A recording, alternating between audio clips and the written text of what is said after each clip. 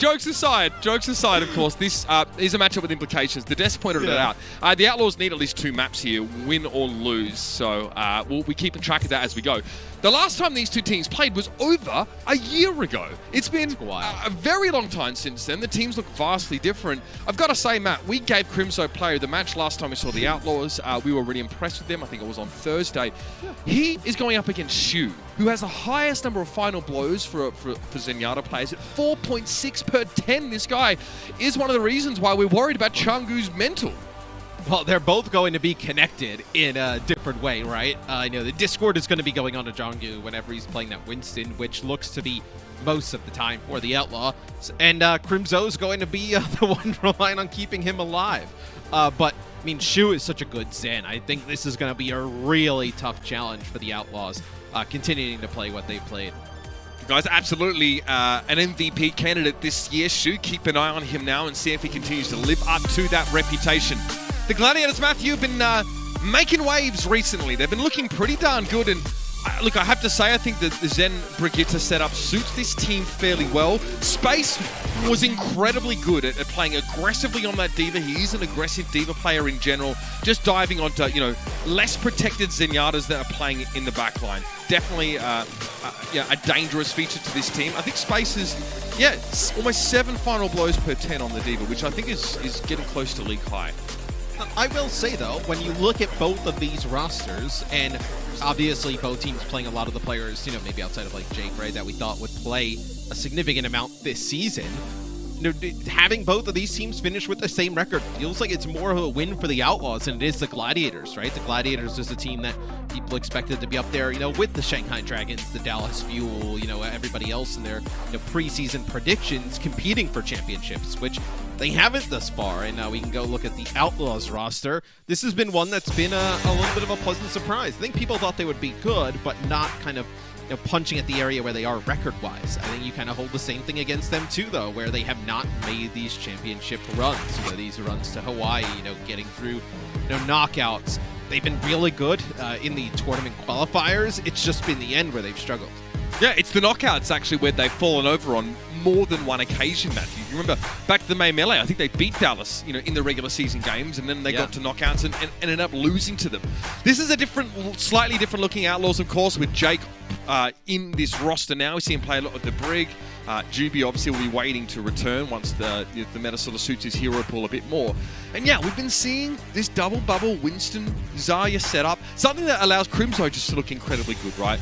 He sleep dart on Yaki just as Yaki put a pulse bomb on a door frame, ended up getting the Tracer killed, and he is incredible. There's no doubt about that. I definitely am curious at how the tank line performs. And for all our talk, Matt, of Shu being this bloodthirsty support, he's actually #1 in the league on Zenyatta in defensive assists. That means those Orbs of Harmony are being sent exactly where they need to be. And in a Brig Zen composition, you have to be on point with those Orbs of Harmony in general. Otherwise, your team just isn't getting healed unless Brig's swinging. Well, right. Well, the thing with the Outlaws is for them to kind of win with this composition, they have to pretty much play everything perfectly to a T. That's really kind of what it comes down to.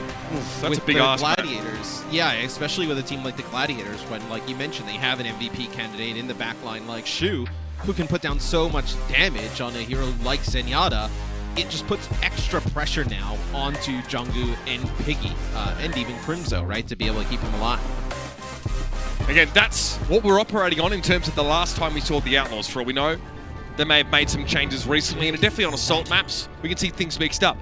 I would also suggest as well that the Gladiators did have Muse on Wrecking Ball a fair bit. I want to think back again to their matchup against the Justice, but we know Muse is quite happy to go over towards the Winston as well. And the Gladiators, maybe if they've watched the Outlaws, they know how Houston wants to play. There might be an opportunity for them to opt into something similar. We'll see how they come out of the gates here on City Center. Piggy already trying to get Kevster's attention early in the round. Okay, the mind games are at work. And out of the gates we go, Matthew. It's the Gladiators versus the Outlaws here for the first time in over a year.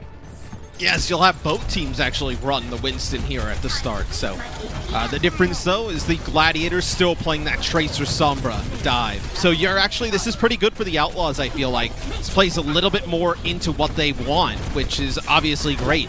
Junggu does not have to worry about that Zenyatta anymore. The only thing that goes wrong for them there is that a Biotic Grenade ends up hitting Happy at the start of the fight. He can't really escape from Muse, and that allows Dante to sweep on in and play more aggressively. Good start for the Outlaws here. I think a lot of these engagements may be decided as well by Shu and Crimzo trying to set up these very technical Biotic Grenades to pressure backlines and render the healing useless. Yes, the Outlaws get control of this point first. They'll be able to get to high ground now. So this is looking pretty good for Houston. I'm kind of curious of why the Gladiators opted to go with this, or you've seen teams have really good success against the Outlaws running this in. Good start for Kevster though, Matthew. He's already gotten rid of Crimzo. Now the Outlaws are forced to try and subsist on just the healing from Jake, which means they want to fight. Still, Junko has to back away pretty quickly. Pulse bomb for Kevster is enough to knock Piggy out of the mech here, and a Deadeye for Happy will make a little bit of space as the Outlaws are still in control here. And Junko's returned to the fray after getting healed. Dante's Pulse bomb here may have been able to turn the tides, but losing Junko as early as they did means that it's Gladiators territory now.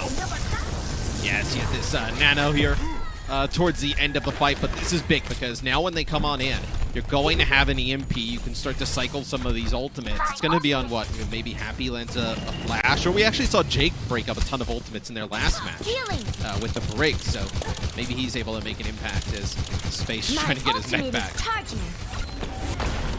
So he does. EMP though, and Space is going to have to jump back into the fray awfully quickly.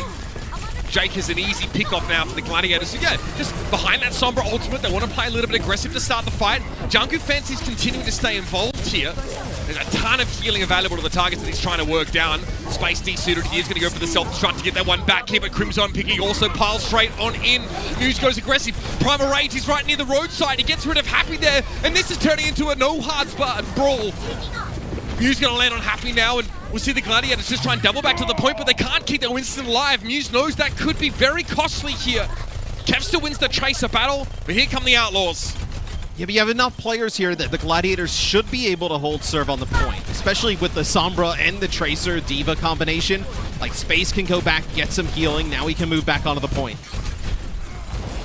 Piggy trying to keep Jake alive for as long as possible, but that shield is definitely getting pretty battered. He's barely hanging on here. All the aggression from Kevster hasn't yet paid off, but that's a lovely sleep dart there from Shu, and you better believe they're going to follow up on it. Dante knew he was done dinner as soon as that sleep dart came in. Oh, and it's a nano boost as well onto Muse as soon as he gets back into the fight. Jumps right into the back line. Able to destroy the Outlaws, and now Houston, they'll have to get a touch here. So where I thought this would be good for the Outlaws, right? If they end up losing in this type of like mirror, it's almost even worse, because where do they go to? Like, where do they go? I mean, they could play a Sombra of their own. So Dante gets a touch, but it doesn't really matter. They're going to EMP, push through the rest of the members, then probably double back for the point. Piggy gets caught by the EMP, but Junko just gets nano boosted pretty much straight away. Here's the double back though. Kevster's trying to clean out Dante, who doesn't have a recall available, and eventually he's going to fall into trade though. Happy finds Kevster from the periphery, and Space dives in trying to scar a little bit of pain on Piggy's mech. In fact, the D-suit will be there to follow it up. It's a solid Gladiators fight here, and the Outlaws have got nothing left to work with. And it was a big biotic grenade there from Crimzo at the end. It's just a little bit too late. So give up the point, not able to really even make a big play for the point for the Outlaws yet again. So we'll see how the compositions change as we move through the maps. I think obviously the Gladiators have a wider range of things they can play, and they've been able to play throughout this tournament. So it looks like we're going to be going over and seeing the Orisa setup here for the Gladiators. So here it is. Maybe going to play the May. What do you play here with the May? That'll be quite interesting, because I expect Dante to switch back to Tracer, and it's the same thing for Houston. Do they play McCree with this? Probably. Yeah, they do. Yeah. Okay, so May McCree really looking to make use of choke points here. Obviously no Lucio to sort of back up the May. Often if you get a catch with a wall, you can speed in. The Outlaws don't like what they've seen here though. They don't like the Orisa. They backed up. Happy Hangzhou, maybe? Oh, no, Tracer? Okay. Tracer Genji. Okay, so... this is what Boston did. Right, you're just going to try and go past the shields. That's the goal here. And for Boston, the first time they debuted this setup, it actually worked really well. Then they started playing Orisa compositions, and we didn't see it anymore. Dante on the Genji, Happy on the Tracer. Happy's so flexible. Like so much of this stuff. Same with Dante. Happy's going to get hit with a flash, and he still gets the dash forward, but he remains stunned at the end of it. Birdring with 2 snappy headshots, and that's the Gladiators off to a flying start.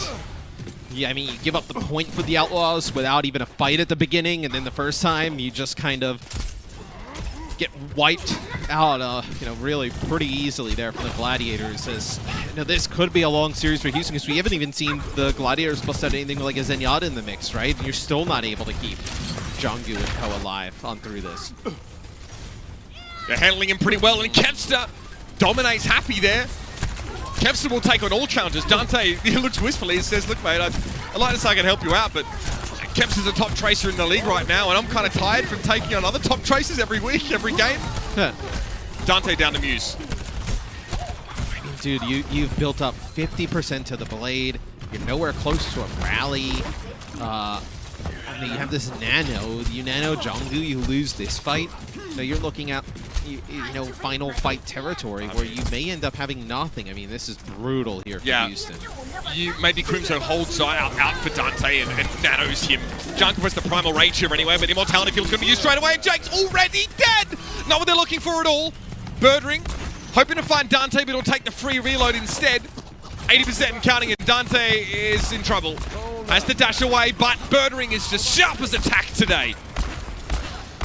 I mean, you're not gonna get a rally in this. You're not gonna use the primal. You're really playing around Nano Blade, but Dante doesn't even have it at this time. You have to farm this up.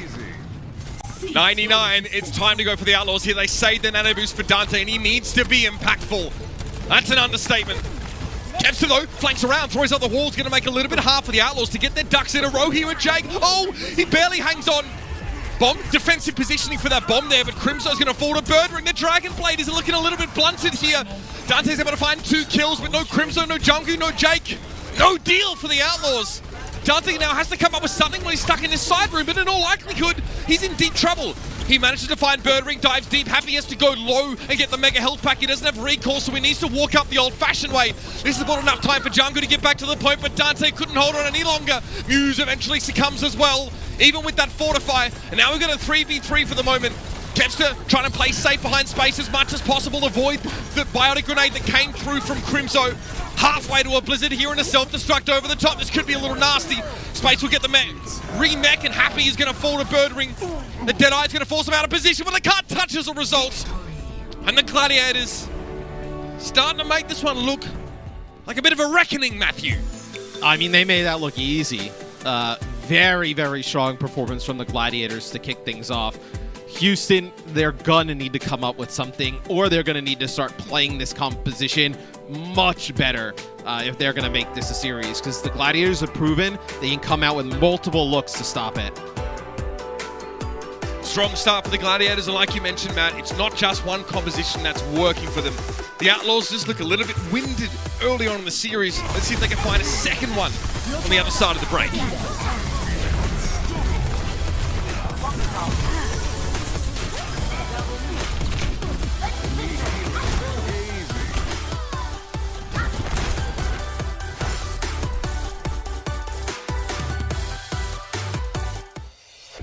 The Overwatch League is brought to you by TeamSpeak, the official voice supplier of the Overwatch League.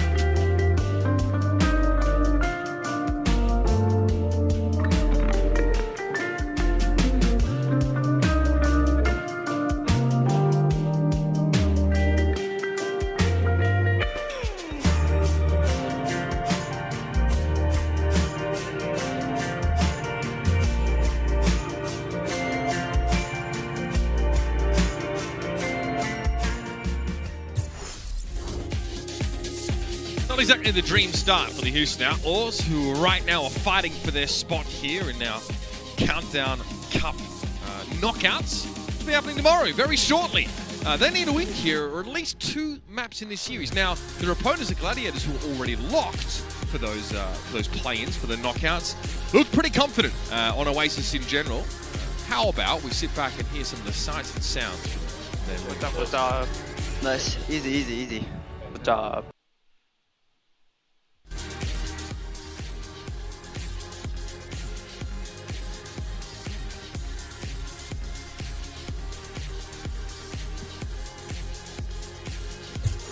Come on. I can bomb Nice.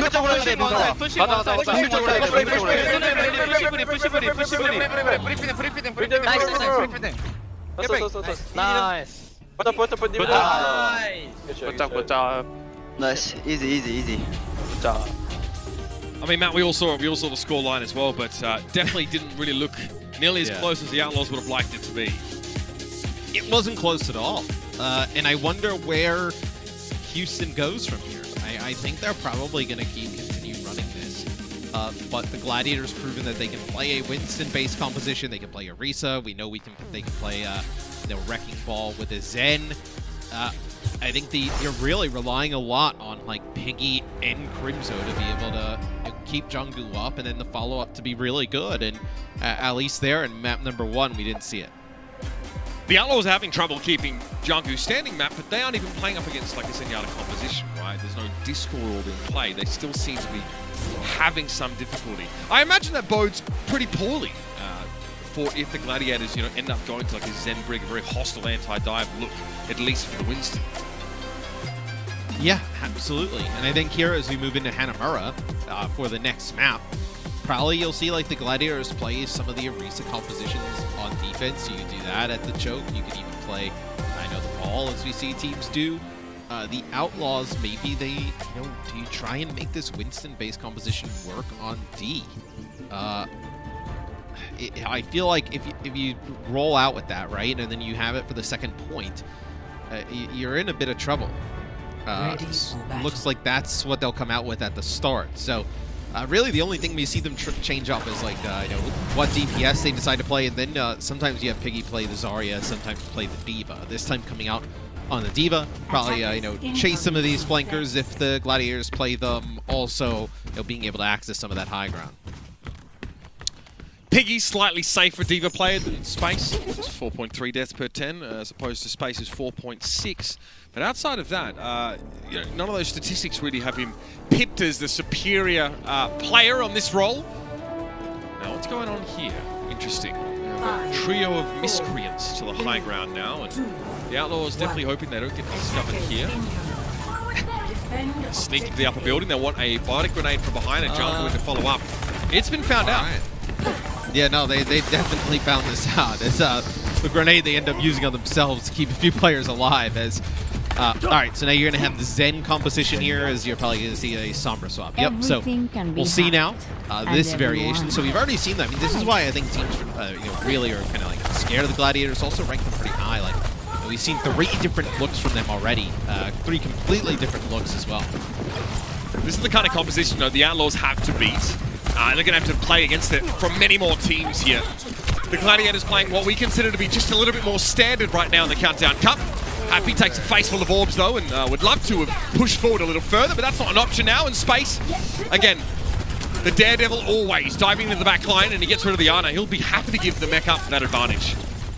And Dante is trying to do his best to deal with Shu, but Shu and Skew just staying together.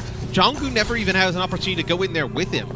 Space, Muse, Kevser all going on top of Crimzo, and we're able to take him out as, you lose Dante. So things not starting off well here for Houston.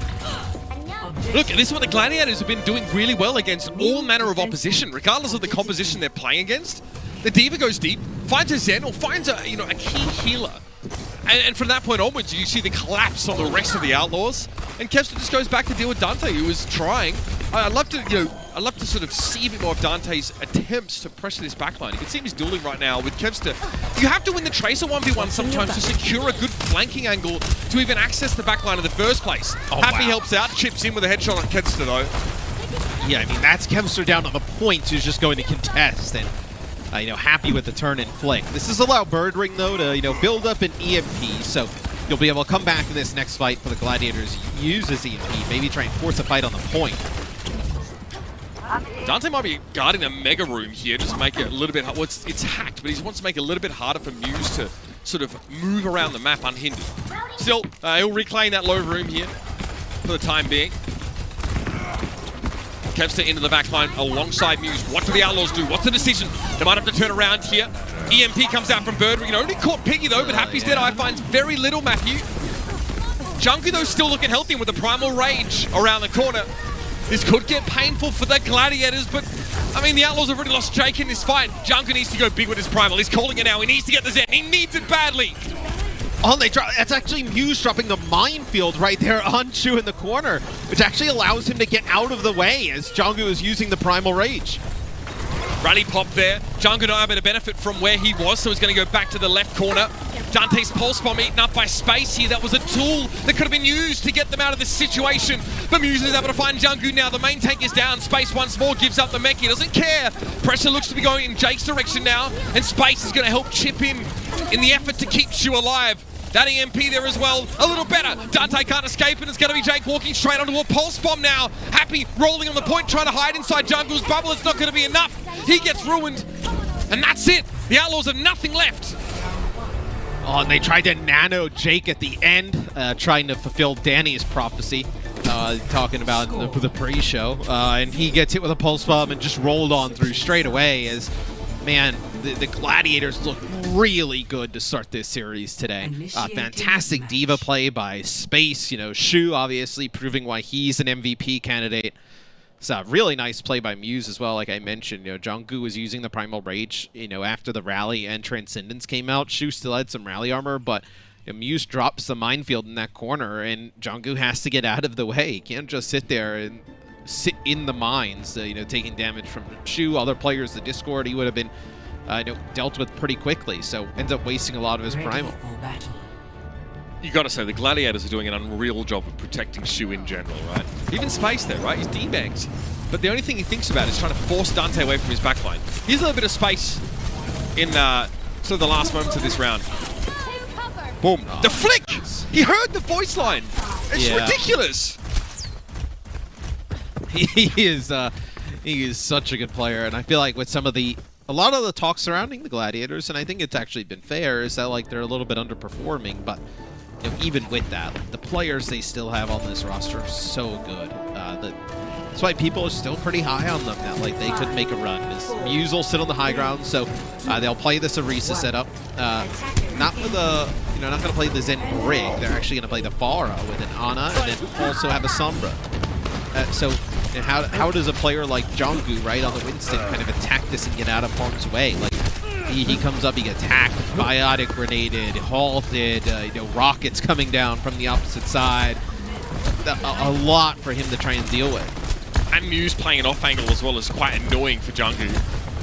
Good damage on Happy. He definitely needs to be contained here if the Gladiators want a full hold. One more, that'll do it. And the Mercy next. Okay, Kevster. A bit of humble pie he had to eat, but Space was there to save him, and the res is on Happy, but Crimson was traded. Maybe not worth, because Happy just gets blown up again. This is a sick highlight from Kevster, but the defense matrix timing from Space there was unreal. He gets that first kill, and he's actually starting to get shots in from Crimzo. You can kind of hear the Ana ticks coming in. One more probably would have finished him off, and Space gets right up to the top of the wall. Defense matrix preventing that from happening. Allows Kevster to go on a little bit of a spree there, get 2 more. This is a well-drilled team we're watching here from the Gladiators. They are... Well, it's pretty hard to find a weakness, I'll be honest. Jungu with a half jump there, bubble down, creates a little bit of space for himself, but that's about to expire. Guess what? Space is there again. He's always there. Now Shu gets to go back to healing the rest of his team. Dante has not found that crucial kill just yet. He's still harassing Shu, but he's sat on a health pack for the most part. It's probably hacked as well with Birdring in play here. Ketzer controlling the Air Force, space, not even DMAC. The body grenade timing was so good from Crimzo. Keeps him in the mech. Dante's pulse bomb essentially for nothing. Space stays alive for so long. That EMP was, oh man, it was awful from Birdring. I'm gonna just be honest. And that's the second one that has been pretty lackluster, as they're not actually able to keep Shu alive, who's got the nano. Valkyrie out here, so you're going to bring him back into the fight. They're going to nano Kevster, they're going to try and win this. Yeah, you're going to go aggressive, and it pays off. Just the one kill might be enough. It looks like he might have forced a recall there from Dante as well. Once more to the skies goes Piggy, and he's able to finally bring Kevster down. Jake with the techers on the rooftop. Nicely done. Staying aware of Dante there, who got slept, if I'm not mistaken, and then woken up. Still not even the a point of the tip, Outlaws though, yet. Yeah, I mean, they're going to... Oh, no, they're not going to give up the tech. Space going to go out here. Contest point. They have two supports, two tanks Dante here. there as well. Yeah, I mean, you're going to... This is going to be like a full-strength fight coming up. The footwork from Shu. Nicely done. Another Dante pulse bomb essentially gets no value. And it's got to be a Dragon Strike here into the choke from Happy. Yeah, pretty close range stuff as well. Shu will be hard-pressed to walk out of that one, but he does. Halt towards Happy. He gets hit with a defensive biotic grenade and the ministrations of Jake. Space gets desuited finally here, but look at this aggressive play from Happy. Can he get what he came for? No, Birdry's going to find himself 2 kills. He's close to an EMP as well, and the Outlaws aren't capping right now. Space is rezzed. Oh, this fight's not over, but the Gladiators are looking good. And he gets a remech Space. You're going to use the nano here on a Janggu. That's going to be an EMP that comes in from the opposite side from Birdring. All of this has happened. You still just have 1 tick here for the Outlaws. Nano is going to come into play here with the pulse bomb on the Janggu is just perfect. Kevster gets to play a little bit more aggressive on the Tracer, and he runs Jake into the ground. It's a manual hack on Crimzo. Nothing he could do to get away, and the Gladiators are that much better right now. I mean, they are just asserting dominance here. So you'll have a Primal Rage. Look for this to get potentially hacked, though. So Piggy goes over to the Zarya. Now Happy going to play the Sombra here at the end. You're going to have a Supercharger here to burn some of these players down, too, as things are still looking good for the Gladiators to go up 2-0. One more chance for the Outlaws here. In we go. Jungle with the Primal. Space got hacked there by the looks of things, but the Supercharger is currently in play. Pulse bomb, no way you're getting away from that one. Key pick from Dante. Finally a bomb hits, and it hits the perfect target, but even that might not be enough. He has to get the mercy kill, but he's forced away. Space just boots him out of the mix. There's nothing he can do. Birdring gets yet another kill, and the Diva play has been dynamic. It's been dominant and destructive. The Gladiators, the unbelievable hold here on Hanamura. And they get the kill on a Janggu before he's even able to use Primal. I don't know if he was hacked. It just happened so fast. This has been a lightning round of 2 maps. This has been a speed run by the Gladiators, where if they can play like this and they go into knockouts, this is going to be a scary team where maybe they find themselves towards the upper echelon in NA. It's definitely still doable. I mean, this performance right now is looking like one of the best we've seen from a Western team in a long time. Still, there's much more to be told in this tale, at least the one map, as the Outlaws may look dejected. But they need to try and fight here. If they get 1 map win, they might be able to get into the knockouts on tiebreakers. But if they get none, the Dallas Fuel are definitely in not a situation the Outlaws can abide. Stick around at map 3. A lot of implications hang on that one on the other side of the break. 아니다. 인디 멘트. 자령. 아무 안 말게 하나. 안 했어요. 미워. 손봐. 타겟. 우리 힐러 없어. 나이스. 굿잡. 나이스. 잘했다.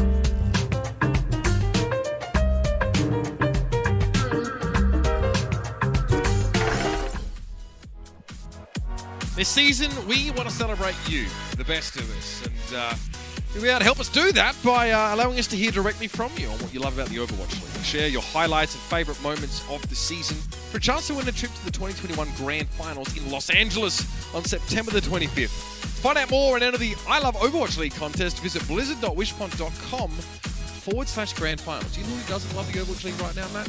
Houston Outlaws.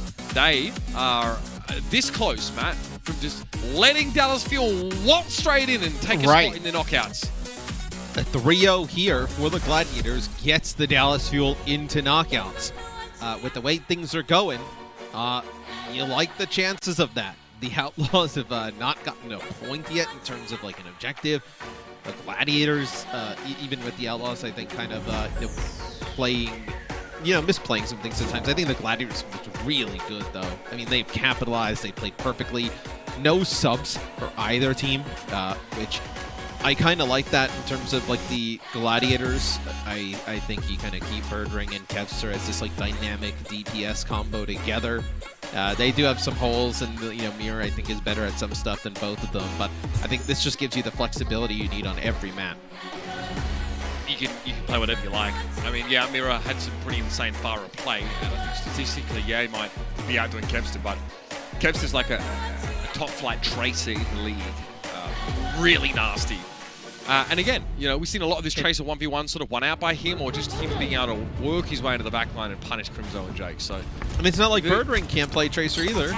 Like, if they wanted to play, Kevster on the Pharah and play Pharah Tracer, right? I mean, we have to look while we're celebrating this Gladiators performance, which has been excellent. We have to point out that Birdring is. I'm not sure what he was trying to get done on the Sombra on Hanamura, but a couple times his EMPs are just way out of left field. And way out of left field is a nice way of saying it has hit absolutely nobody. Yeah, they didn't hit I mean, he's got like a one solo EMPs unintentionally, multiple times. So it may work here. He memped him, and the only reason the Outlaws didn't get in the chat about it is because, well, they're losing badly. So yeah, I mean, the teleporter gets destroyed. Coming back now on the Tracer. So Hangzhou Tracer here. So we've seen them try this already, against this Pharah, right? And the Orisa, this is very similar to like Hanamura first point, right? And the compositions both teams are playing. Absolutely. I think the woes that a team like the Outlaws will face are also the same, right? How do we pressure Kevster? Can we pressure Kevster? Jungkook's just, all right. Yeah, it took a bungee jump without a ripcord, fair enough. Oh, and I mean, you see the pressure coming from Birdring on the opposite side. Crimzo has to turn. Rockets from the other way. Only so much defense matrix you have. Matt, if your Piggy is, yeah. A fight like that completely ruins your mental. You spend the whole break coming back in, being like, all right, here it is. We're going to start strong on this map, and we're going to come back. And for that to happen, like you hit a stone wall immediately, that is going to get in your head and get under your skin. Yeah, and I feel like it's going to be even harder on Dante during this map, right? And Nimbani very vertical, like to try and get to or access like a shoe or whatnot. Like how are you going to do that? As Happy takes a rocket, has to jump down. Okay, so now you have Jungkook. He gets slept there by Shu. Dante finishes him off though.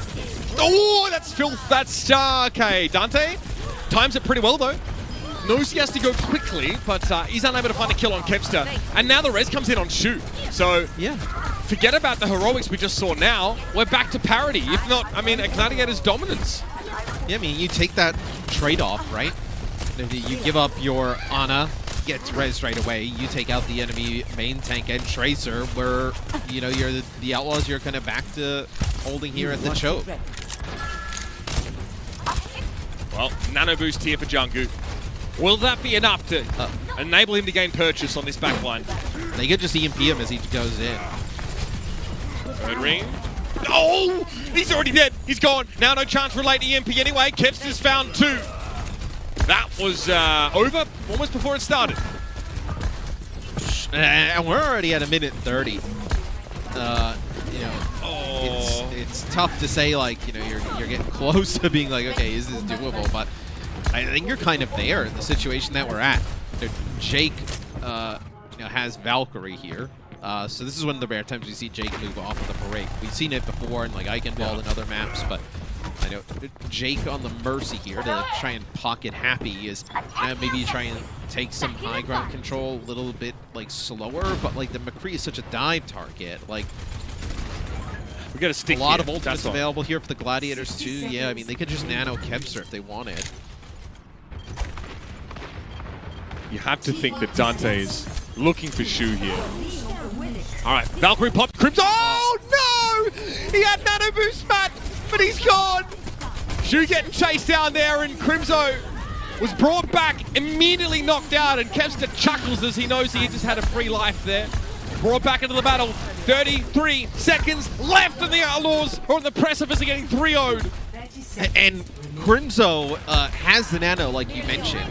And Birdring gets the hack on him right as the manual hack, right as they're about to dive in, so not able to give the nano to Jonggu or really anybody who could have needed it. And now you're walking in and Birdring has an EMP. He lets it go, doesn't hit the Ana though.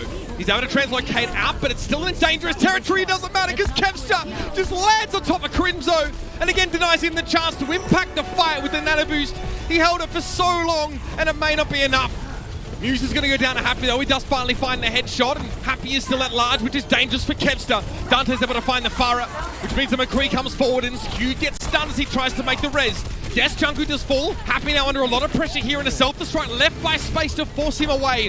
One tick and counting. Space is back in the mech, but 2 consecutive headshots means he's not going to be escaping. And the Outlaws have finally come up with the goods, or so it seems. They move to try and cap the point now, but there is Muse he can't step on. All right, so Houston finally unlocks the cart, but man, that is a pretty ugly offense there. Okay, now we see Junggu on the ball. Is this what they decide to go with? So Jake over to the break. Do you see Crimson like switch over and play a Zen? That's kind of what you would run here with something like this. But it looks like Junggu going back to the spawn, probably going to switch to the Winston. Both teams off the Winston. Gladiators can take a pretty early fight here with that EMP. Murdering waiting for the call.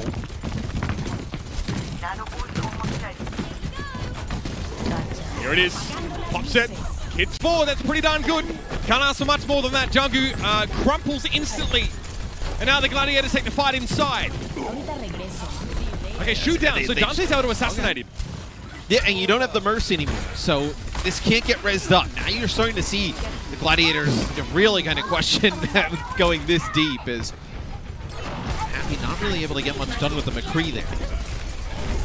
A stagger on Piggy, though, could buy a lot of this time back. He's able to get away, though. So nicely done by Piggy. Ejects in the correct direction, and it's just going to go back for a switch and a remech. But he has the remech. He might be switching entirely to Hazaya here. Yeah!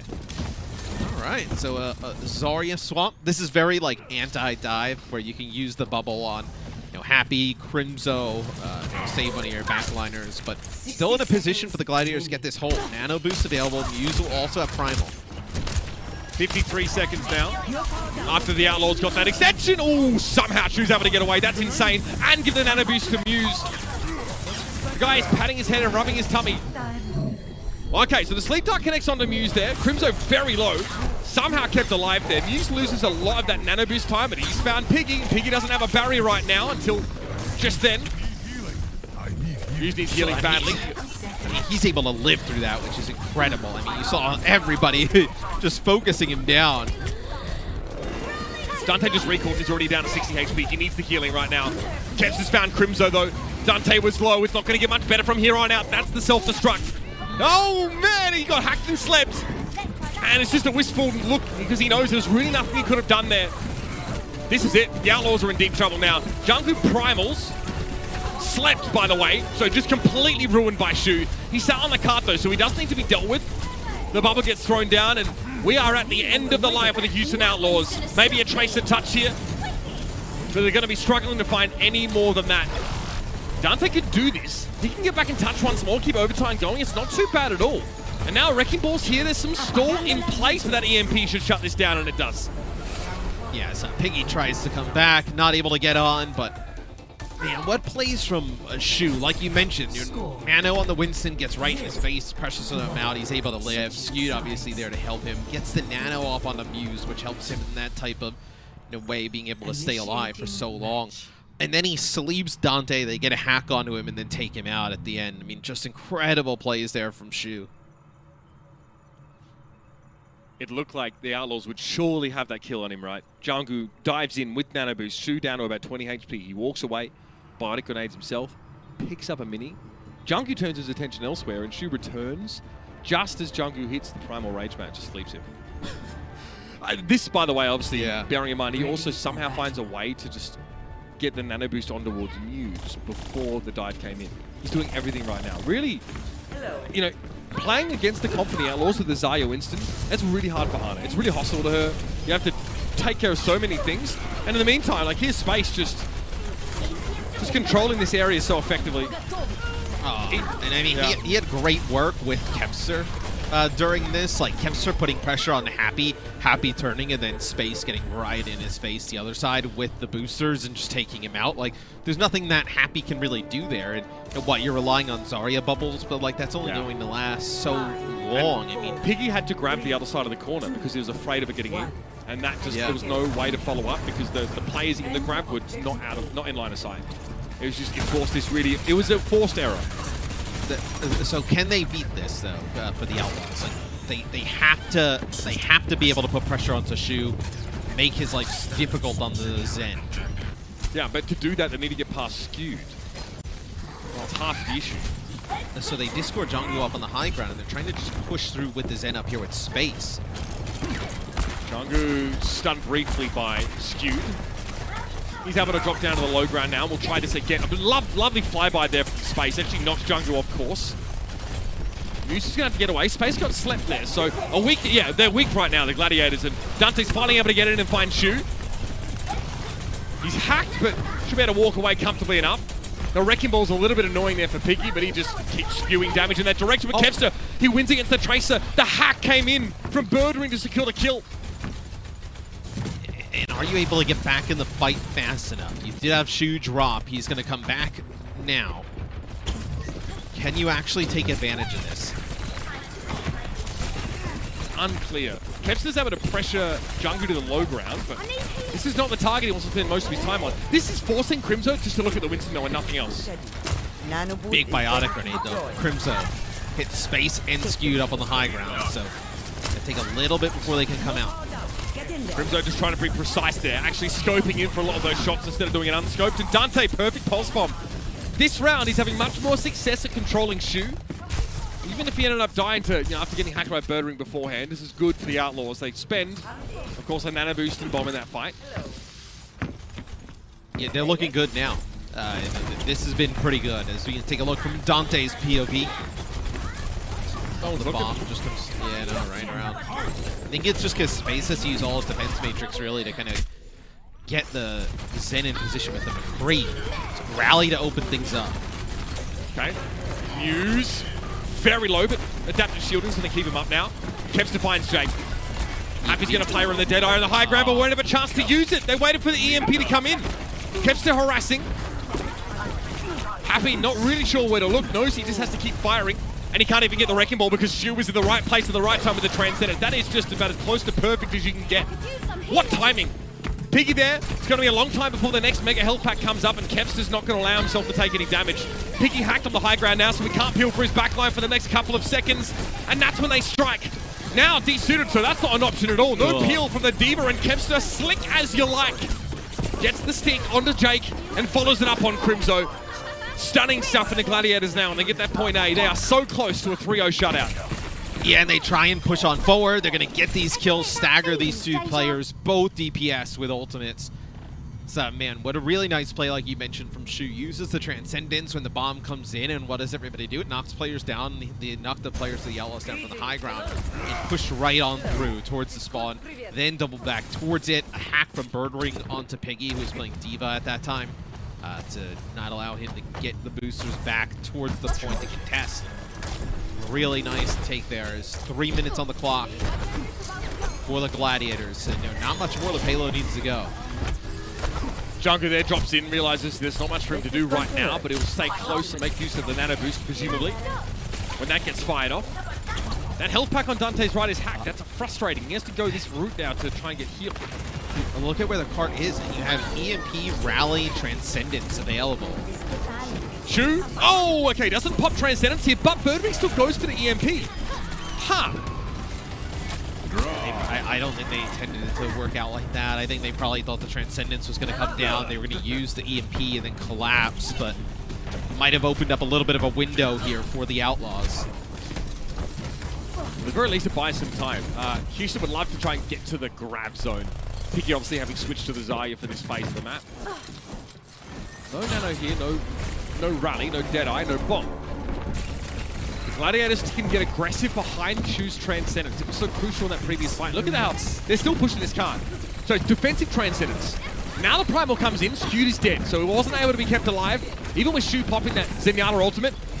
But Junkyu's so low. The Discord Orb's going to make life pretty hard. The Pulse Bomb. Okay, no purchase there. Piggy's looking charged up here. And they throw a self-destruct to the high ground. Okay, so they get Dante. Oh, Can they capitalize on this? You still have Shu in the fight. Space out of mech here. Piggy able to find enough damage that Space just cannot mitigate in any way, shape, or form. Muse falls. Piggy's still lighting him up right now. And the Outlaws are in a strong position. They can force back here, and again, if they can get a stagger like that, that'll be the best case scenario. Yeah, so they have to use the rally there towards the end. Still a minute and 20 on the clock. Muse goes to Winston. This is going to allow him to access some of the high ground a little bit easier than playing the ball at this part of the map. What you're probably playing for here is like EMP, a manual hack, you know, a dive to the high ground of some sorts. You still have this grab in the mix though, so grab could be pretty impactful here. Space looking for it. If he can eat it up, it's definitely going to be an unreal advantage in this fight. They're definitely playing for this EMP. Piggy playing passively right now until he gets an up charge. Looks like he's heading towards the fight now as Dante just got out. Jungu has to leave. He's very low. 36 seconds. Well, they've now built up Transcendence and Rally here. You know, they use the Nano and send it in Jungu. He's not able to build the Primal just yet. Discord onto Jake on the high ground. He gets low. He's going to have to back out. He can't. The Pulse Bomb's going to connect with him now, and Jungu is just dead on his feet. He gets hit with the EMP, and it's over, Matthew. Dante tried to step up here. You can see impotently from the high ground was Crimzo trying to help, but it's too little from the Outlaws, and it's far, far too late. Not only did the Outlaws lose this match in astonishing style, but they do not qualify for Countdown Cup knockouts. They do not get a chance to go to Hawaii after failing to get there for the entire season. That is an ugly loss there for the Outlaws, especially, you know, in just the fashion and how important this match was. To lose it like this, that is quite brutal. But man, you got to feel good if you're the Gladiators, able to play multiple different compositions. You play it at such a high level. You feel really good about this team right now. Very impressive win here. Yeah, I mean, Kebza is strictly better, I think, in his matchup. Whether it was against Dante or Happy on the Tracer, he really shone. Dante has a moment, you know, on Numbani where he's really able to have some, you know, serious impact, but it's too little and it's definitely far too late. I thought the Diva battle was quite fascinating here. You can see that Space is doing incredibly well, I think, at protecting his team. The Birdwing almost died there in those last moments, right? He got pressured in that side room. He had to translocate away. So there you have it. Pretty insane stuff. But we've got to give our player of the match here to someone who just ran roughshod over the Outlaws for the whole series. It's Kebster, Matt. The guy's just absolutely freakish on this Tracer. Continuing to mount a resume and just some statistical data that just makes him look head and shoulders above the rest at times. I mean, he is so talented. And we kind of knew that, but now that he's actually like kind of in LA, right, playing with his teammates, it's kind of taken his game to maybe another level, really just kind of proved like how good he could be. Whether it's on the Tracer, the Pharah, we've seen him play so many other heroes as well throughout the Overwatch League. Such a dynamic weapon for this team, but man, in the Tracer battle today, he was just dominant. You know, the amount of pulse bombs he was able to hit, felt like he was hunting Jake time after time, coming up with big plays. Really, I think an all-around great effort from the Gladiators today, but he was a huge difference. I mean, this is messed up. 15.2 final blows per 10 minutes in today's game. That's stupid, like yeah. Nearing some of the the biggest single match final blows per 10 you can really get this season. Could be a bread lift, yeah. Could be a bread lift. And a 1.6 deaths per 10. I mean, that's a KD ratio that's just completely out of this world. You know, getting a pulse bomb every 70 seconds, just dominant, absolutely dominant. Yeah. Look, and I said, Dante's feeling haggard, mate. He's tasting up against all these sick tracers, and he's like, well, you know, like I'm very flexible. Like I'm Dante, I play kind of everything, right? Well, now you have to only play the tracer, and you have to play it better than these absolute superstars, and it's a big job, and he's not up to the task today, unfortunately. I think Dante, he's still in that category as like a tracer, but his team is just kind of playing a composition which doesn't really, you know, like empower him and empower that type of play style. Always kind of having to play a little bit more defensive, not able to kind of be as aggressive. So I think just in a tough spot. I think Houston, you know, really, if there's a Wrecking Ball meta that comes through, you know, come playoff time, they could be in a lot of trouble. Absolutely. Houston had better hope that is not going to be the way to play when it comes to playoff time. We're going to be back after the break. We're going to hear from the bloodthirsty support himself. That's right, Shu will be joining us for an interview on the other side of the break.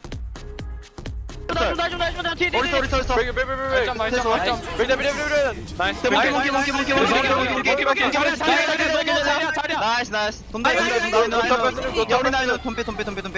원점 패스만 내가 줄게. 나이스 나이스 fucking 나이스.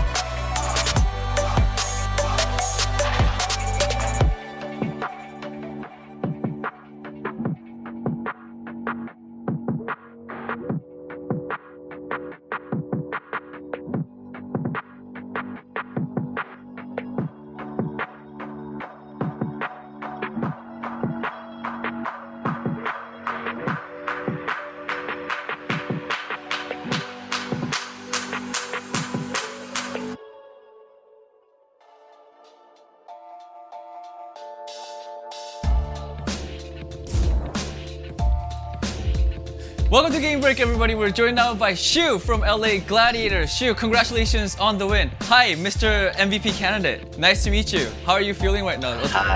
안녕하세요. 오늘 경기 축하드리고요. 승리 축하드리고요. MVP 후보님 만나서 반갑습니다. 반갑습니다. 네, 뭐. Alright, Shu just simply says, yes, nice to meet you too. Alright, let's jump right into the question. So, a lot of people thought this match was going to be a very close match, but that really wasn't the case. What gave you guys the edge over the Houston Outlaws today?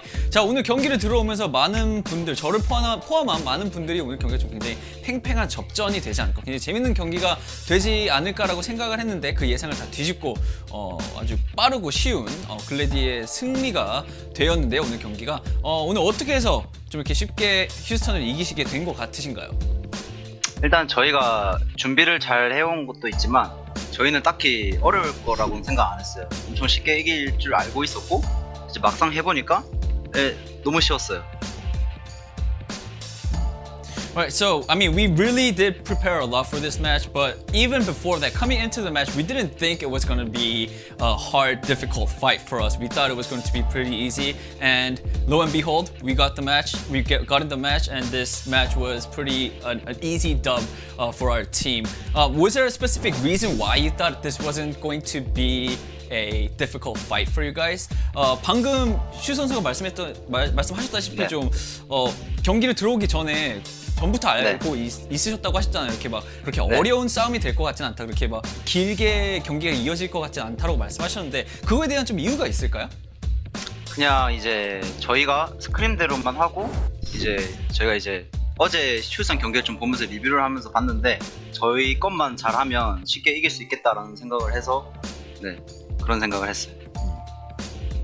Mainly because we knew that going into the match, if we just play how we played in our scrims, and also we also watched Houston's match yesterday. So from what we saw from the Houston Outlaws yesterday, and also the thought that if we just play how we play usually during scrims, we knew that this wasn't going to be a hard fight for us. All right, my second question for you is, I personally added this for you, Shu, because everyone else on the desk, I'm just gonna own up to this. Everyone on the desk picked Gladiators. I was the only one who picked Houston. I was a fool, and I wanted to, apologize to you and sort of give you a chance to, do a little PR for yourself because you are one of the MVP candidates of the season. Yeah. Why should people vote for Shu? 자, 두 번째는 질문보다는 이제 저를 빼고 나머지 중계진 분들은 글래디를 픽을 하셨고 제가 또 바보같이 휴스턴을 픽을 해서 좀 공짜로 이렇게 시간을 들여서 좀 오늘 또 이제 슈 선수가 이번 시즌에 MVP 후보자 중 한 명이기 때문에 왜 팬들이 슈 선수를 MVP로 골라야 할지에 대한 좀 이렇게 공짜로 좀 PR 기회를 드리고 싶습니다. 당연히 제 생각에는 또 슈 선수가 이번 MVP를 이기고 싶지 않을까라는 생각을 해서 왜 뽑아야 할까요? 일단 가볍게 생각해서 일단 제가 좀 잘하잖아요. 그리고 좀 요새 좀 야무지게 하고 있다고 생각이 들고 이제 하와이나 이제 플레이오프를 가면 조금 더 잘해서 MVP를 받을 수 있지 않을까. 그러니까 더 열심히 할 테니까 뽑아주세요. 감사합니다. Alright. Okay. Well, let's put it simply. I'm just really that good. I'm a really good player, and if we make it into the Hawaii for the Countdown Cup, and if I just prove myself more in the playoffs, I'm pretty sure I could show everyone that I am the person that should be getting the MVP award for this season. So I'm going to work very hard. Thank you guys so much, and please vote for me, everybody. All right, Shu, I love the confidence. Thank you so much for all your answers. That is it for the interview. Shu, congratulations. 감사합니다. I'll talk to you again soon. All right, thank you. Done. Let's head back to the desk. Bye-bye. Thanks a bunch, Danny. Of course, congratulations also from us here from the desk to the Gladiators and to Shu, one of our many MVP candidates. And yeah, I love the confidence. What I loved more though was his reaction to you saying that you're a fool. He just nodded, just like, yeah, you are. That was, that was gold.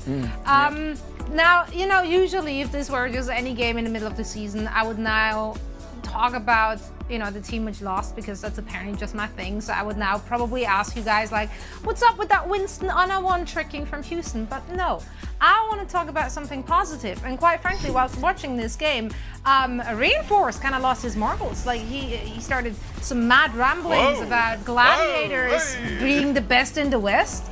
There's no such thing as off the record. Johnny?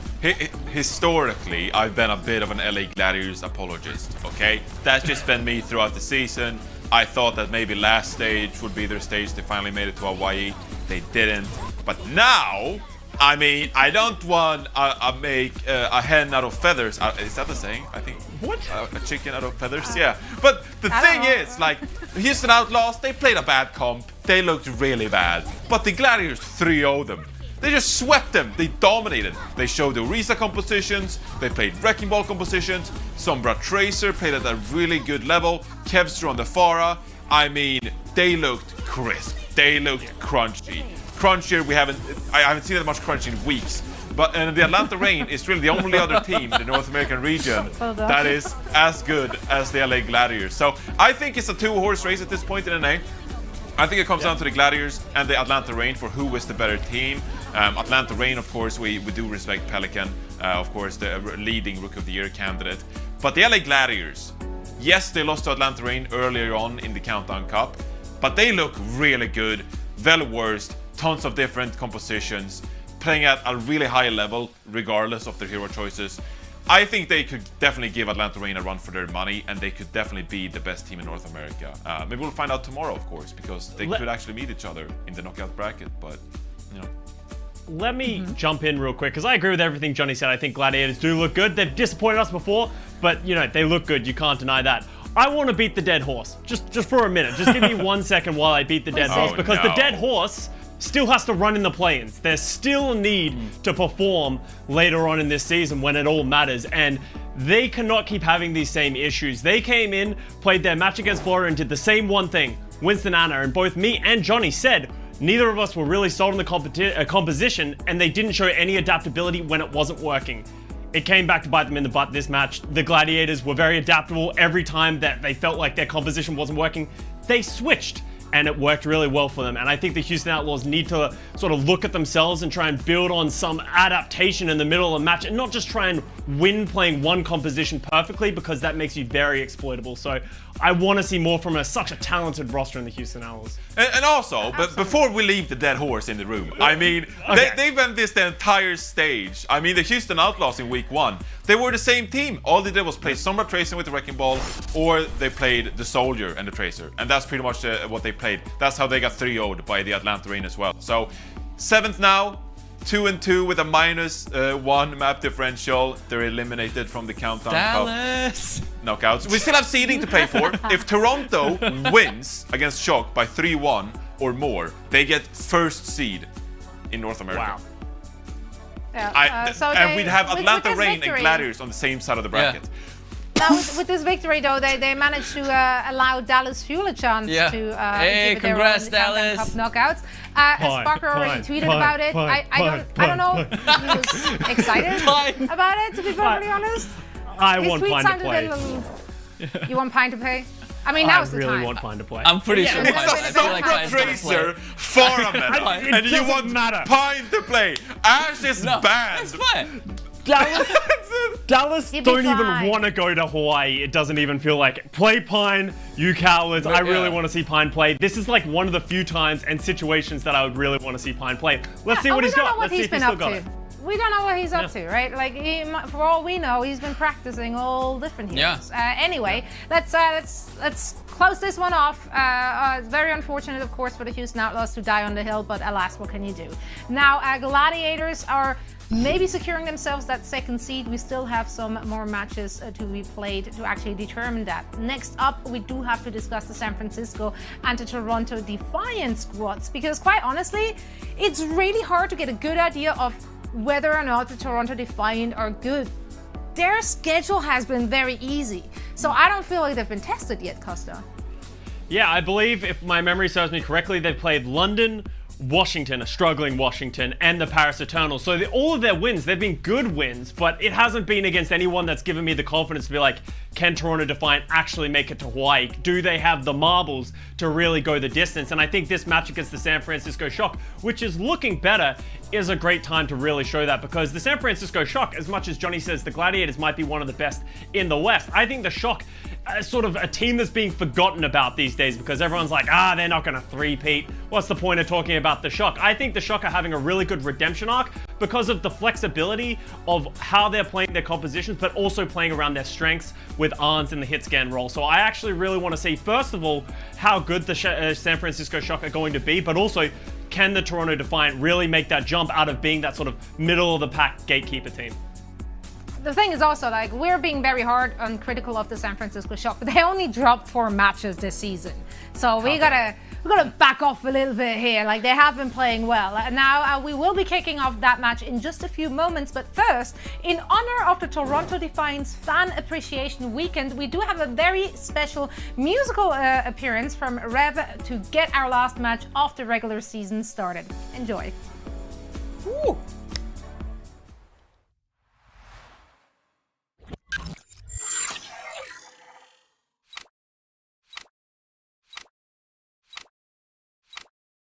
What's up, Overwatch? I'm Rev, and this is Skin to Skin. Call you up, it's 2:15. I've been drinking, but I don't care, 'cause you love that liquor too. We will never be as young and reckless as we are tonight.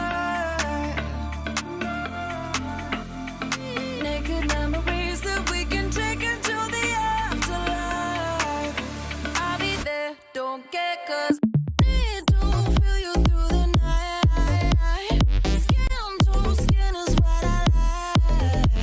Need to feel you through the night. Can't get enough, giving it up. Yeah, be my late night getaway. Need to feel you through the night.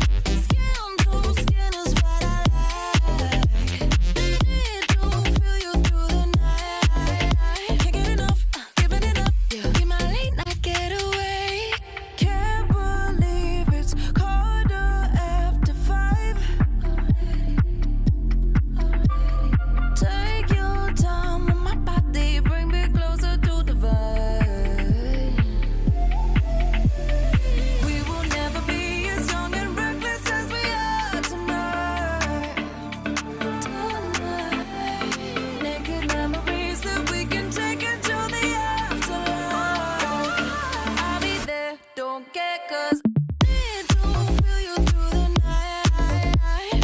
Skin to skin is what I like. Need to feel you through the night. Can't get enough, giving it up. Yeah, be my late night getaway. Need to feel you through the night. Skin to skin is what I like. Need to feel you through the night. Can't get enough, giving it up. Yeah, be my late night getaway. We will never be as young and reckless as we are tonight. Naked memories that we can take into the afterlife. I'll be there, don't get, 'cause I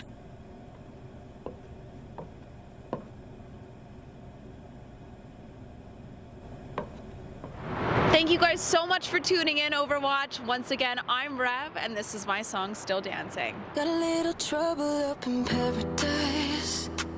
Baby, come on over, won't you free my mind? Alright, everybody hurts a little more at night. I won't let it get the best of me this time. Alright. I wanna get away to a higher place. I wanna find a way to a sweeter skin. I don't know who needs to hear this. We came here to get some healing. You could tell whoever's asking was there, but we're still dancing. I don't know who needs to hear this. We came here to get some healing. You could tell whoever's asking was said, but we're still dancing.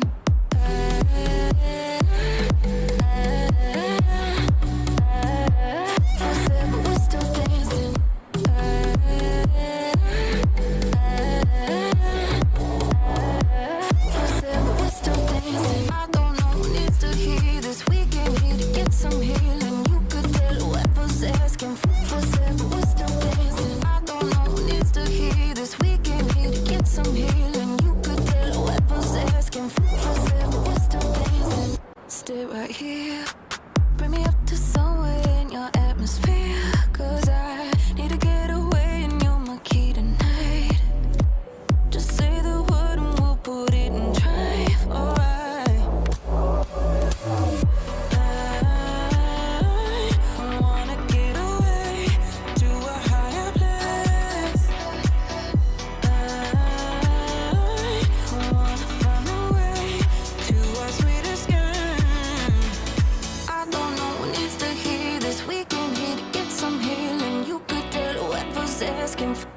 But we're still dancing. I don't know who needs to hear this. We came here to get some healing. You could tell whoever's asking.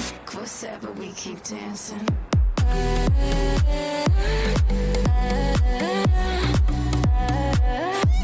But we're still dancing. But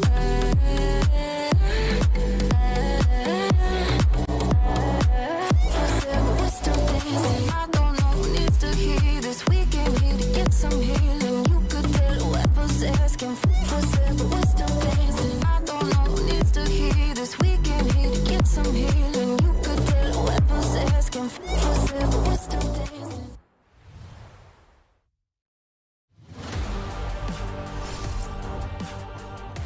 Welcome back, ladies and gentlemen, to the Overwatch League. It has been an incredible regular season so far, and there's only one match left in it.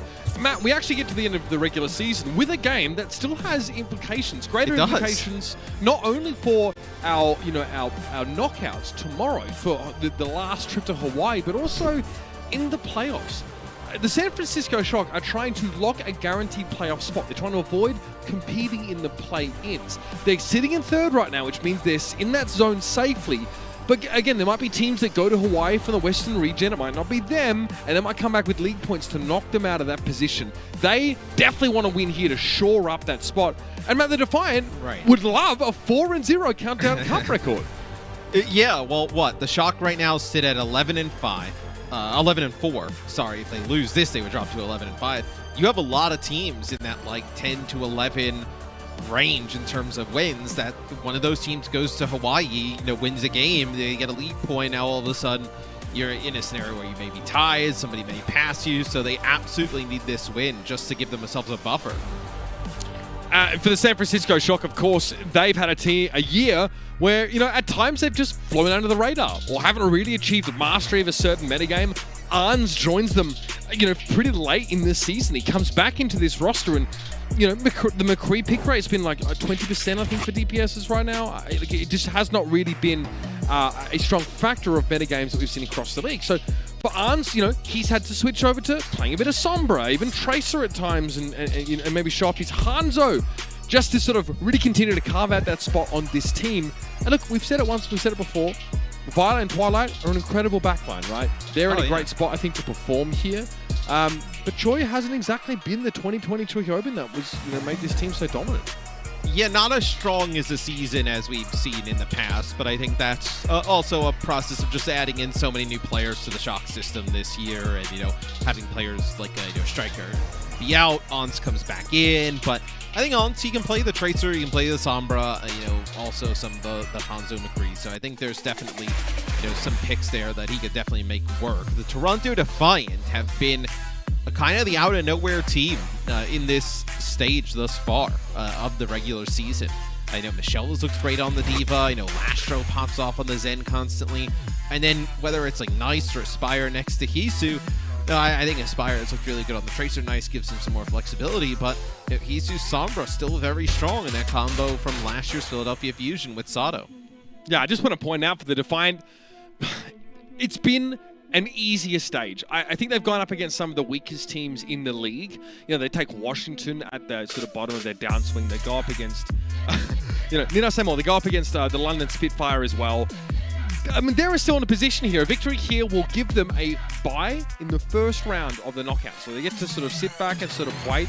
History has shown that actually the teams without buys generally do a little bit better, but I'm sure they would love that. Ending the year and ending the stage and still being a competitive factor going into the postseason is really important for this team as well. They've shown some very good signs, so I think we're really enjoying Michelle's play lately, Matthew. Busan is going to be the first map up in this series, and again, a lot to play for both these teams, even if the goals are quite different. I mean, why, obviously the Shock are trying to go for another championship, right? Toronto getting to 10-6 is also a huge achievement. No, not a lot of mixed kind of feelings about this team coming into the year, but to finish with 10 wins, especially if they're able to win this series, finish undefeated in this tournament, lock up a top 2 spot, maybe even see them go to Hawaii.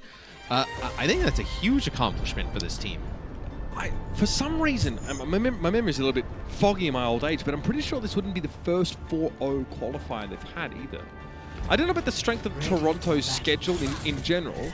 I do think that San Francisco are easily a cut above every other team they've played in the Countdown Cup right now. Yes. But, I mean, Toronto have had some really good runs, you know what I mean? They've been streaky in certain metas, in certain hero pools, but they want to finish strong here and then look to just really hit the ground running in the postseason with no hero pools in effect.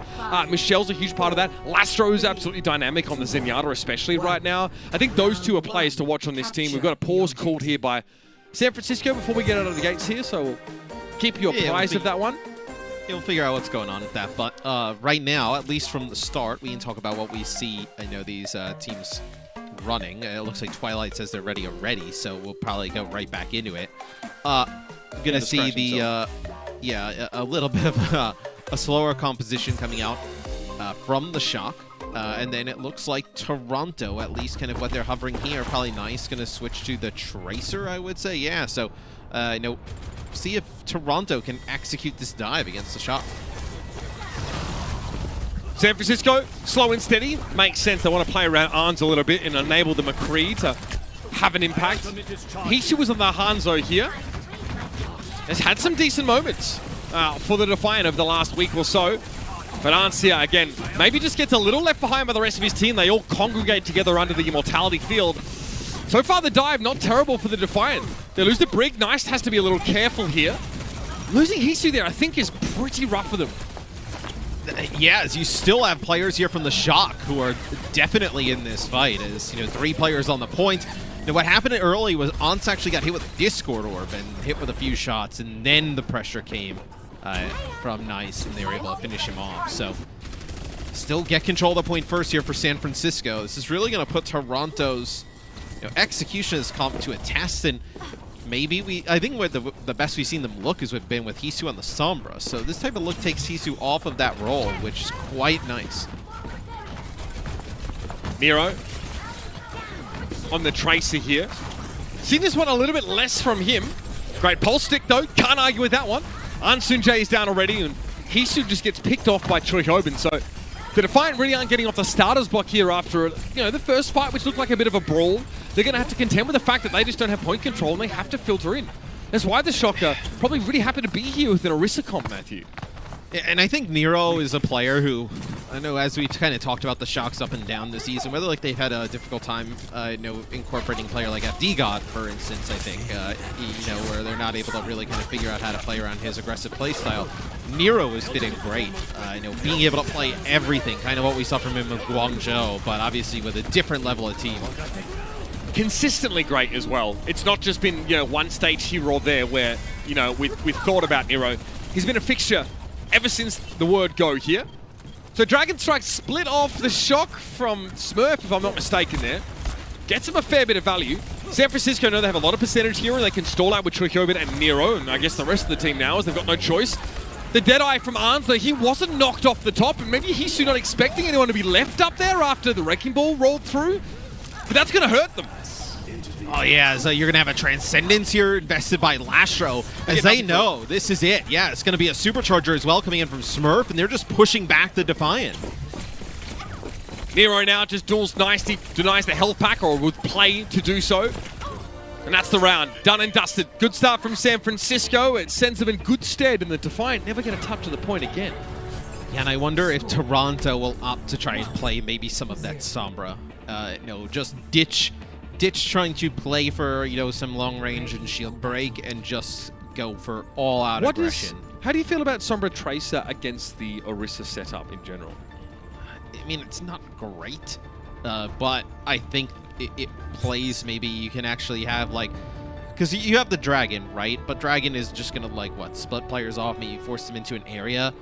You bring in a Sombra into the mix, like the EMP on that static area with, a minefield or a bomb, just gives you a fight win. Oh, Smurf on the Reinhardt. And this is a rare thing to see. Yeah, I mean, usually they would have super play the Rhine, but if you wanted to just play Brawly inside of the area right now, you could play the Rhine. It's just when they get into that open space, he's going to be very difficult to keep up, especially with the Hangzhou here. But they want to play close quarters. They want to play Brawly with the Torb in the mix now. They're playing the Baptiste, no Zenyatta here, the Shock, so they have throughput to essentially keep Ryan up, plus that Immortality field to sort of prolong his lifespan while the brawl's happening. They're playing so aggressively with this setup here. I don't think the Defiant really know what to do against it. Does Hangzhou still make sense for Hisu here? I mean, it kind of does now more than even against the Orisa comp, right? Because you have that Torbjorn turret, you're able to just kind of take it out easily at range. The Reinhardt shield, you're able to burst it down. And there's no Lucio in this hero pool, so you're able to just kind of, back off. They're not going to charge you down, even though that time they did. Looks like Toronto are going to try and take the opposite side, which I think this is the right decision, right? Force the Reinhardt out in open space. So the turret's dealt with at the start. They actually spot Nero playing an off angle here, and here's the Dragon Strike. Again, he's who forced to turn around as the Torb is just annoying. Another turret was set up here. Twilight just pressuring down the Wrecking Ball now. Sato is so low. And Nero wins out against Hisu. He hit him with a bloody headshot, Matthew. He's on his own on that half of the map, by the way. Just ruins the Hangzhou. You can't let that happen. It is so impressive they were even keep Smurf alive for that long, as it was a lot of Ant Matrix healing coming in from Twilight. And just moving on to the point now as they clean up the rest of the Toronto Defiant, as this first map looking like it's all San Francisco. Michelle will get DMAC'd. He'll have to go back to the spawn or jump off the side, make a switch. This is going to take even more time off the clock. Shatter in the mix now. Another Ant Matrix, Rally, Molten Core. I mean, a lot of ultimates here. And you're going to get close to 75% on the point. Maybe even higher when this next fight kicks off. In a really good position here for the Shock to take it. Okay, Nero gets picked off here. Nice is actually able to get the better of him. Definitely out of position. Sato sets it up a little bit more.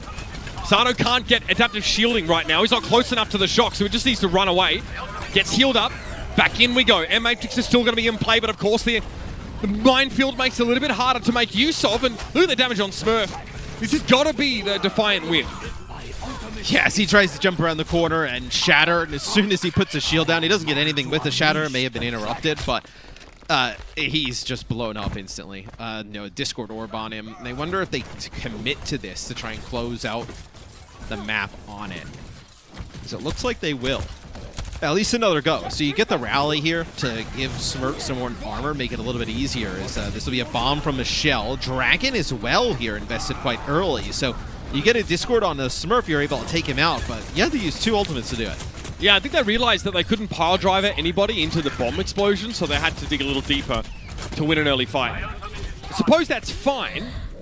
The Defiant will need to ration some of these ultimates out for a while. It's 91 to 39.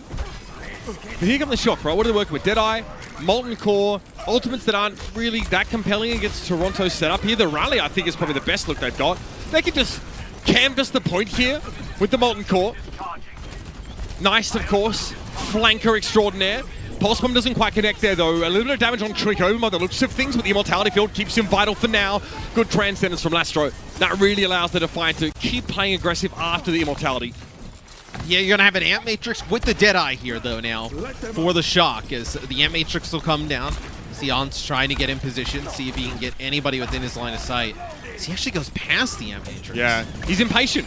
Sato does exactly what he did before. Oh, nice shots. But he just flies a little bit too close to Arns there. He didn't even need the Ant Matrix to find that kill.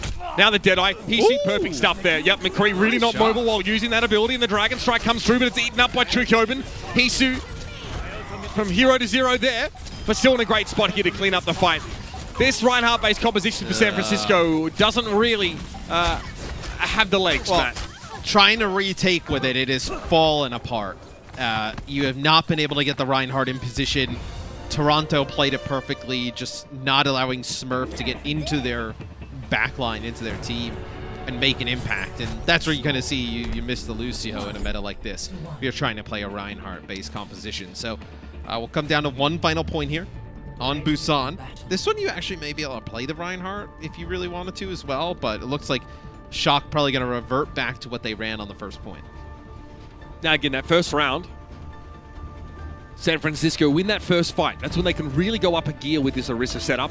Make it so hard for the Defiant to find any ways to put pressure on people like Violet, people like Twilight, for example.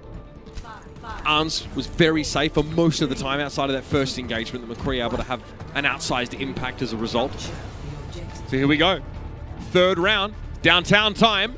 And the Toronto Defiant come out with nice on the Genji again. We've seen this before. Sato lucky to be alive. Oh, I mean, he's hit real fast. As just the damage output, right? Between the Orisa, the Baptiste, McCree 76.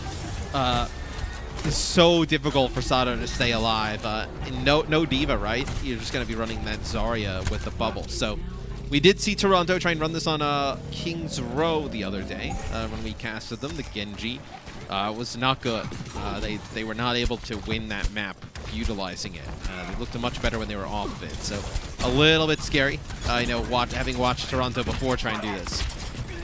Sato doesn't have to contend with the Discord orb, but I mean Baptiste has a lot of front-loaded damage, and Nero's on the Soldier 76. So I cannot wait to see how Sato actually ends up making his way into the backline. Lastro surely can't be thinking of saving the nano boost for the Winston here. Michelle charged up though. The double bubble look here for the Defiant. Holt gets thrown out and the Amp Matrix was there to capitalize on it, but it's actually Trikoben instead who gets desuited. Nano boost here. It is for Sato, and it's well placed. Yes, it's really bad for the Shock when they lose Trikoben, and the Amp Matrix was in a position where they were not really able to get much with it. You kind of saw the visibility really around the middle where no line of sight on anybody, and the Holt wasn't in a position where it dragged anybody into the line of sight. So the Amp Matrix kind of goes for nothing. They used the Deadeye towards the end of the fight. It's just a little bit of a Hail Mary.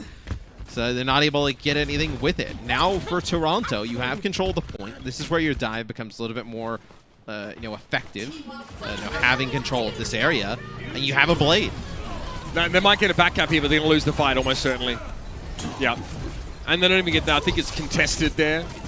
So, yeah, look, Nero, I guess, had the idea of trying to pull people back, but I think he looked and saw that, I mean, nice bladed, so it's a full commitment by the Defiant, right, Matthew? They're not interested in stopping the cap. So, I mean, yeah, the Shock, I guess that's fine, but they do use Rally here. And they go back to Reinhardt. And I actually thought the Reinhardt could have worked in like if you took that fight on the left-hand side in the close quarters, the Rein definitely would have been aggressive there. So that's a grab dragon combo as Choi is gone now. So Nero, the only thing he can do is go back to the point, try and contest. I mean, this is fundamentally very good from the Defiant. They're playing a double bubble composition, which is flush with really high impact team fight winning ultimates. And they're just cycling them pretty comfortably. This next fight represents a trough in that ultimate economy, but it's not even that bad. Lastro can still nano Sato if he wants to. Yeah, and there's nothing on the side of San Francisco that is really a huge kind of game-changing, win this fight guarantees style of ultimate. All right, that party grenade goes into the shield of Smurf, clatters harmlessly off of it. Trikoben going to go for the remake after the self-destruct here, and Sato, what does he find with his nano? Unclear if he's found anything, really. Smurf's able to finish him off, and you see Lastro get taken down by Twilight at long range, so the Shock break back in at the Defiant's weakest point, economically speaking, but now they need to hold out for a while. Yeah, I mean, Sato did put down a decent amount of damage onto Violet, and it's finished off by Hisu, but was not able to build up towards his Primal Rage and get that, which would have kind of extended that fight, and didn't really kind of force anything else out. So A little bit of, I guess, a lackluster Nano there, but now he's got Primal. Miro goes and visits T. I mean, okay. Well, that's how you just keel over and allow someone to eliminate you, I guess. Okay. Not great from San Francisco. Actually, torrid. Terrible. Twilight getting picked up by Sardo there, and Toronto just take the point back. I mean, I would have said just in the middle alone. It happened to Arns on the first round as well. Shock need to sort themselves out here. One more fight. This will be the decider for the entire map. The Toronto Defiant are in control. They have a Dragon Blade and a Dragon Strike.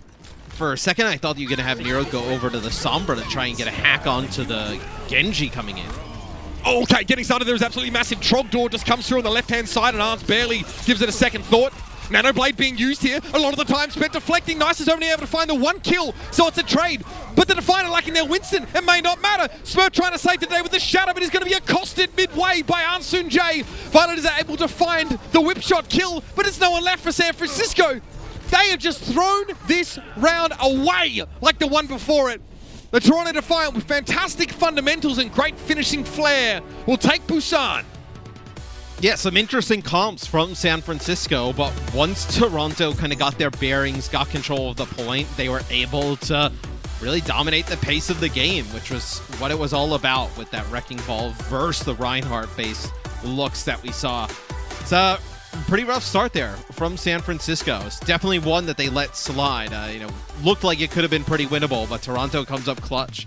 And the Defiant looking pretty good. They're making the Wrecking Ball happen. The Genji look good in this sort of double bubble setup. Good looks for Toronto. The Shock, I'm too angry to talk about it. Stick around. We've got map number 2 in this series. It's not far away. We'll see San Francisco look to find their identity in this series.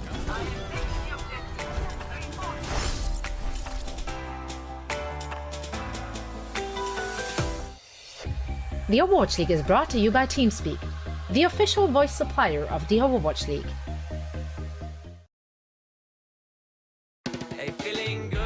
The TD MySpend app tracks spending and savings goals across checking, savings, and credit cards, so you know it's doable. And now you could get up to $400. Get started with select accounts. TD, ready to help you move forward.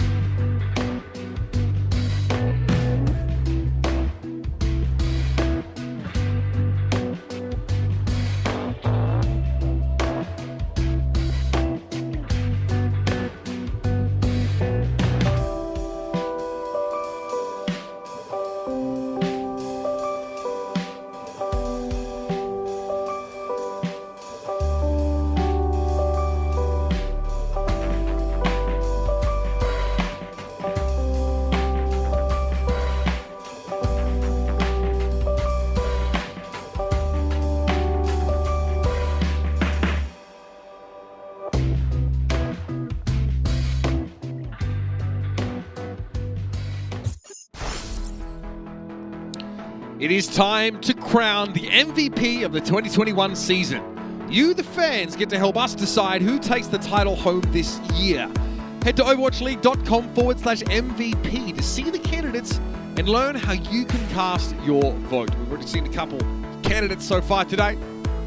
Some admirable performances. Can't say the same, though, from the weird comps we got from San Francisco. Look, mate, on Busan, look, it looked okay in that second round, right? They get up to 91% playing their Reinhardt composition. Eventually, the Defiant kind of wear them down with the Hangzhou play. I kind of asked you, like, does he get value out of the Hangzhou pick here? It looks like he really did over the course of the round. The substitution, though, for the Shock tells me that they probably want to play a little bit more Reinhardt. I'll get back to it. Is we're going to have Super come in for Smurf in the main tank role, as Super traditionally would be the Reinhardt player for this squad. So see what happens here on Hanamura.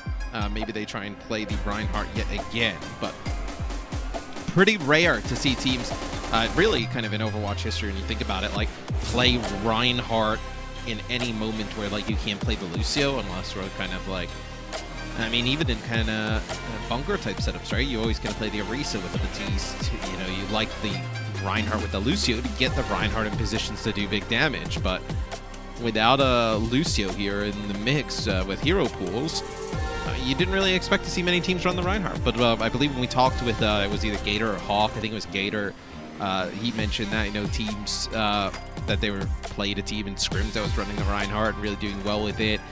The match after that, we saw the Shock do it. So quite possibly the Shock want to run something like that. They kick things off, though, with the Orisa, which is also an interesting move, because Smurf has been typically the Orisa player for this team. Maybe this is just trying to, get Super and Smurf some run.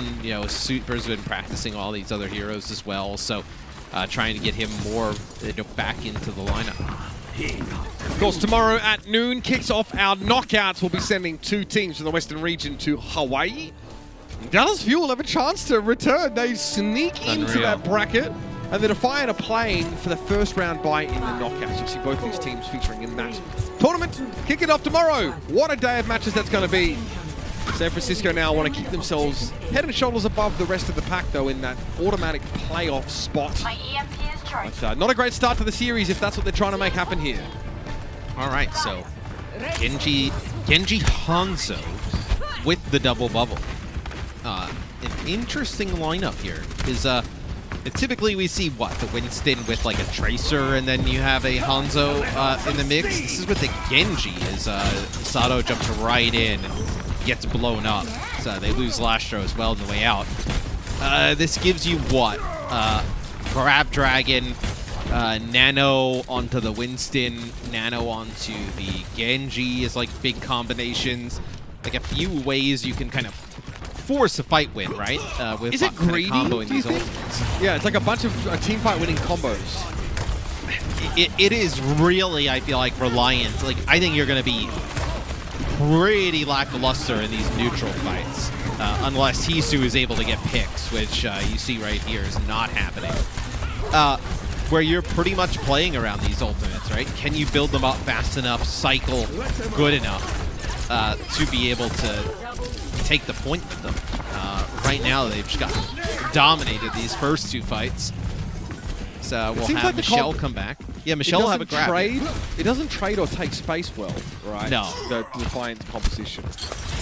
At least not off of this San Francisco setup. I mean, what are you relying on? Like, Hisu, even if he gets the shield out of the way, great. You're going to pretty much push past it anyway. And if he's able to pick the Torb off at range, maybe the Free. Preemptive supercharger there. So you can't just grab the Orisa here, because he'll just fortify out of it and walk away. So just have to get around splitting from him. Everyone's they messed that up. They try to actually nano Sato on the way in, and the nano actually goes to Michelle, and Sato just gets deleted as soon as he gets into position. All right, they still have Grab Dragon to work with, but the Defiant are going to have to go to their plan B now. Good catch, Matthew. Michelle needs to get a lot closer to make this work, so I feel like the Defiant probably want to try and cross this gap and get to the point. The hold obviously is something they need to play around here. Well, yeah, but I mean, what? But dude, like, they're sitting up on the high ground, right? Toronto. Who is getting line of sight on Sato as he gets through the choke? Same with Hisu. Nope. Unreal. So now you're in a position. What do? Do you have to just give up this high ground and drop? I mean, this is just like all over the place. Choice just playing knows exactly what he's doing. Yeah, you can just hunt. Yeah. Yeah, he wins 1v1s against the Winston and the Hangzhou. He has self-destruct, so if he needs to, refresh the mech, he can do that too. Sato didn't realize he'd be running into a brick there straight away. He's going to primal, he's dead. He just got absolutely ruined. This man, I mean, it's a shot that his career is still going right now. A dragon! It's a dragon!